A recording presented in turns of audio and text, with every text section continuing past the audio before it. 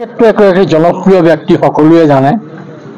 তেখেতে পূৰ্বতো 5 বছৰৰ কাৰণে পঞ্চায়তৰ সভানেত্ৰী আছিল। তেতিয়া সমষ্টিটো বেলেগ আছিল, এতিয়া চাবুৱা লাহোৱাল সমষ্টি এটা হ'ল। তেখেত পুনৰ এইবাৰ ভাৰতীয় জনতা পাৰ্টীক সমৰ্থিত অসম গণ পৰিষদৰ প্ৰাৰ্থী হিচাপে নিৰ্বাচনত অৱতীৰ্ণ হৈছে।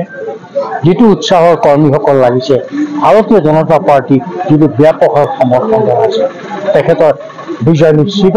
আৰু মই জানো মীনাক্ষী গোহাঁই ডাঙৰীয়ানী ৰাইজৰ সৰ্বাংগীন উন্নতিৰ কাৰণে সকলো ধৰণৰ প্ৰচেষ্টা চলাব। বিৰোধীৰ ঐক্য বিনৈক্য সেইবিলাক কি হৈছে আপোনালোকে দেখিছে।